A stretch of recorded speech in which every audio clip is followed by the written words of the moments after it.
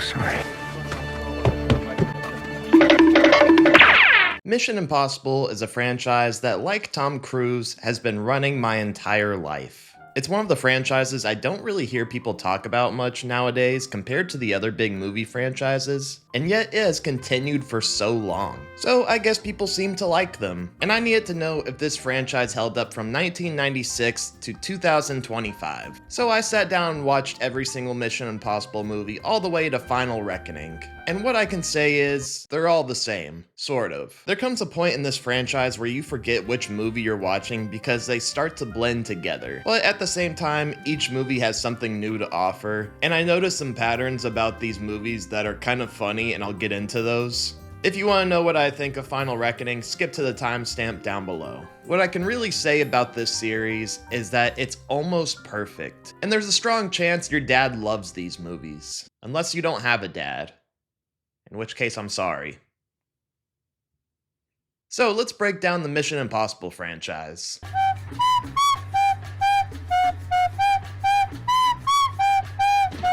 We start with our introduction to the Impossible Mission Force, known as the IMF, and we see Ethan Hunt before he ever led his own team. We get our first look at how the IMF operates in secret and see what a standard mission looks like. The mission falls apart and Ethan is on the run, having to assemble his own team to retrieve some MacGuffin that will help clear his name. The first movie feels like a product of its time. At times it has the feel of a classic Spielberg movie. The vault scene captures the essence of this series perfectly. You feel the pressure and stakes of the situation. It's something we experience with each movie, and it's one of my favorite tropes of the franchise. First movie also introduces the whole mask trick, and while it doesn't feel all that realistic, it gets me every time. Every time they try to surprise you with somebody that's actually wearing a mask, I always fall for it and I feel like a dumbass. But I love it. One thing I've noticed about this entire franchise is that Ethan is really weird with women. It's not even like a James Bond type thing. The dude gets attached to every white lady he meets throughout the series. Just bear with me, you'll see what I'm talking about. Overall, the first Mission Impossible really sets the tone for what this franchise is, and it shows its potential. Remember how I said Mission Impossible is an almost perfect franchise? Yeah, Mission Impossible 2 is the reason it's not entirely perfect. With each movie, we've seen the franchise adapt to the time it was released, and this one was released in 2000.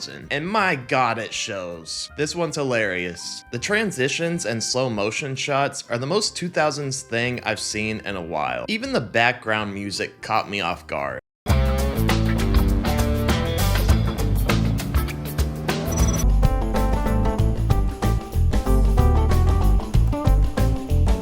The whole tone is corny, and every action scene is filled with hilarious zooms. We watch Tom Cruise jump around with his goofy haircut and do ridiculous looking stunts. When the movie tries to be serious, it comes off as pure comedy. This is the movie I had the most notes about because every 5 minutes I asked myself, what the hell am I watching?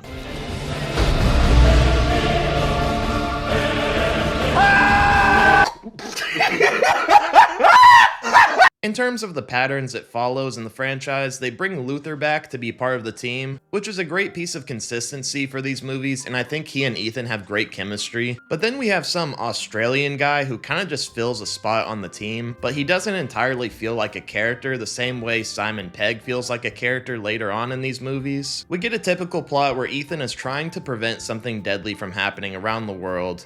And this one, it's a virus. Which, as far as I remember, this is the only one that had that kind of deadly weapon. Everything else is a bomb. The story surrounding this virus is interesting, but it exists within a comedy. The villain in this one is so goofy, and while I thought it was cool that he was Ethan's equal, the dude is just hilarious with his facial expressions.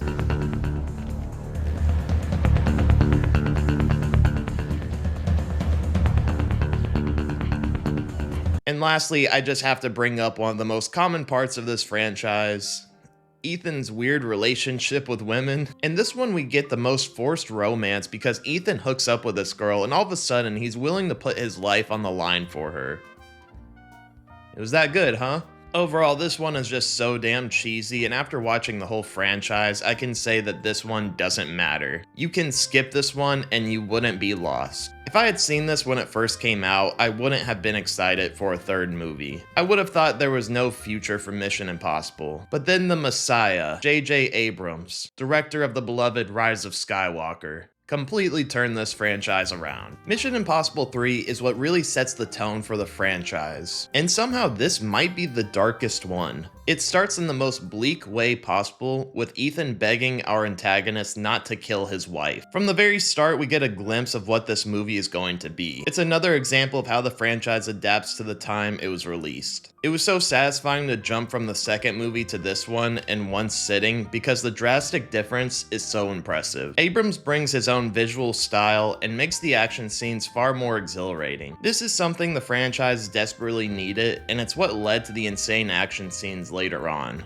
The time jump is interesting because we see that Ethan is married now and is trying to live a normal life. But that unfortunately isn't possible for him. He feels obligated to step in for every mission. The scene where he saves his old apprentice only for her to go cross-eyed is pretty traumatic. The silence of it and knowing that Ethan was only seconds away from saving her life is so depressing.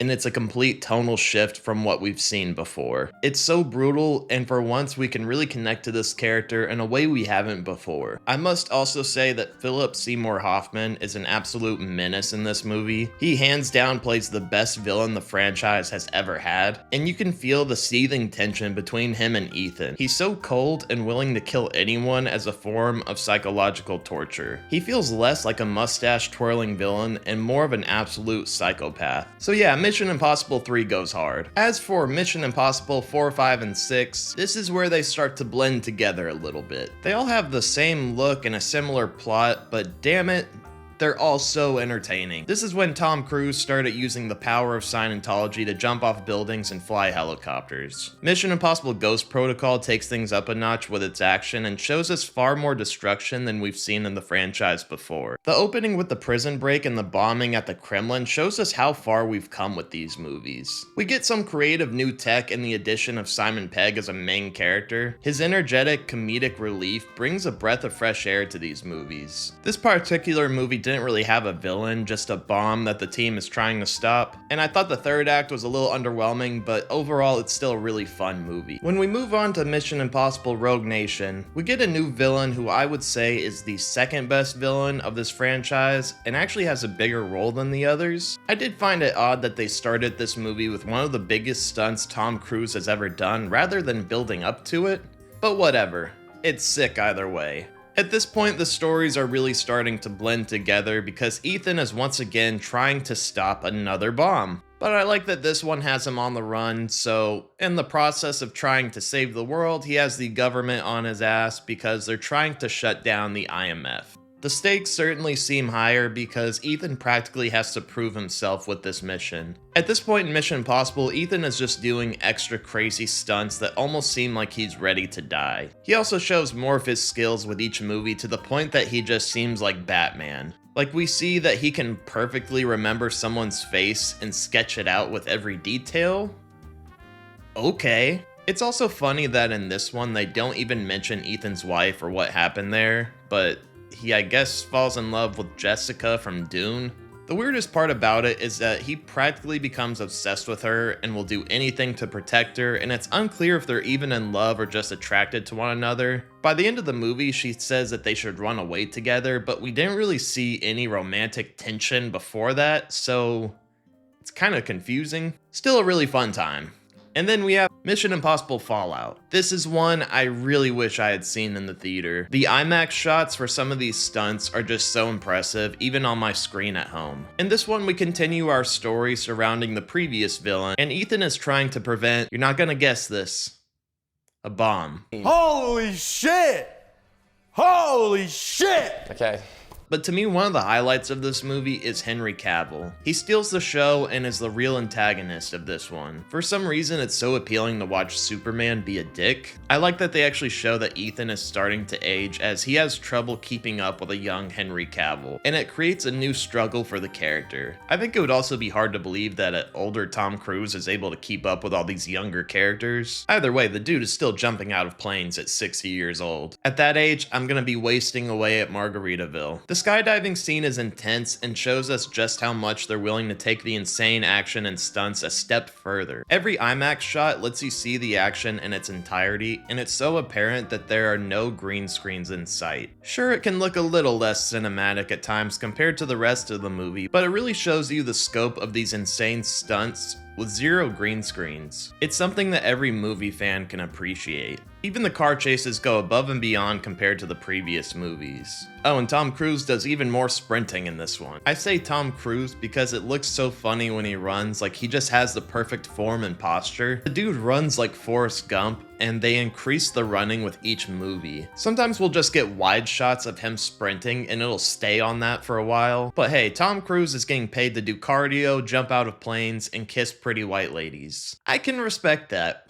That day, for no particular reason, I decided to go for a little run. So I ran to the end of the road, and when I got there, I thought maybe I'd just run across Greenbow County. And I figured since I run this far, maybe I'd just run across the great state of Alabama. In this one, they finally addressed that Ethan had a wife, except now they're not together because he doesn't want her to get hurt, and he has so many other women he needs to hook up with, so, you know, kind of tricky. And now we move on to Mission Impossible Dead Reckoning Part 1.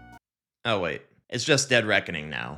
This movie of course has another dangerous plot device that Ethan must prevent from falling into the wrong hands, but this movie has a strong opening to show us this is the most dangerous one yet. Like I said about the franchise adapting to the times, this threat is not a nuclear bomb, but AI. I think it's a great final threat to end this franchise on. Ethan is ambushed constantly because the AI can predict his every move. For once, him and his team are outsmarted, and I found this to be a great final threat. By this point in the franchise, we see that Ethan is worn down and has been doing this job for a long time. The tone shifts to something more somber when we first see him. It's a great way to show how far we've come, especially showing this new threat that really matches where we're at in society. I did find it funny that many of the characters in this one speak in a very dramatic way, and I guess that's always been the case with Mission Impossible, but this is when I really noticed it, especially when you have a room of government officials saying things like, "This is your destiny." Calm down, bro. I also found it funny that we're introduced to another beautiful British woman that Ethan has a soft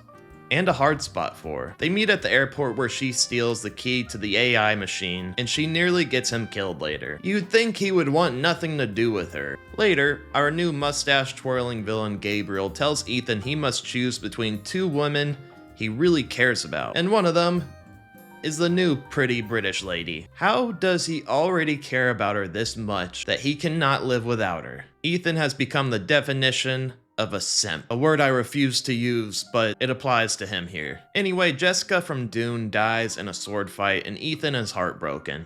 I still have no idea what their relationship was. It's so confusing. In terms of the action and stunts, what can I say? They took it a step further. Car chase scene is so intense and chaotic, it keeps you on the edge of your seat the entire time. The different groups of people out to get Ethan make it so much more intense, and this is all while he's handcuffed to Haley Atwell. Lucky bastard. The motorcycle stunt is absolutely phenomenal, as is the train sequence. I did find a couple moments near the end that were somewhat comedic when they weren't trying to be, like Ethan crashing through the train,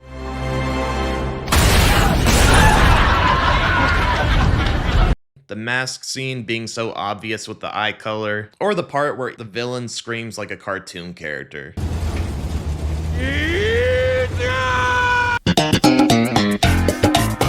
But that's completely made up for with the train falling off the bridge sequence. It's so intense and shows just how much further the movie can go with its insane action. Dead Reckoning is great, and I'm impressed that the franchise has gone on this long and has stayed consistent in its quality. But the story isn't finished. We conclude this series with Mission Impossible Dead Reckoning Part 2. So it's time to see if this franchise ends with a bang. 3 hours later.